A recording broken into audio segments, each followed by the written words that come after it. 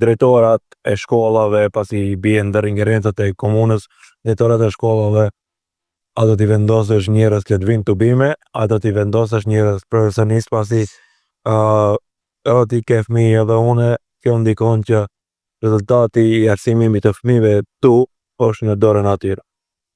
Shpytje e mirë, Venar. Unë me basit vendore dhe me gjithë qytetarët që kam diskutuar gjatë gjithë këtyre muajve, sepse gjithmonë jemi në teren dhe këto brenga na tangojnë çdo ditë. Ata më kanë sugjeruar dhe më kanë pyetur në qoftë se vish si kryetar komune, në trego puna e parë çfarë do të bësh me drejtorët edhe me mësuesit. Realisht ju kam thënë kështu, çdo fshat dhe çdo bashkësi vendore do të vendos se kush duhet të udhëheq në shkollën e atij dhe unë nuk do të kem është ndorë qytetarëve. Realisht kemi shumë fshatra të cilët mund të dhe lirisht i potencojmë me emra ku direkt politika ka dëmtuar në nivelin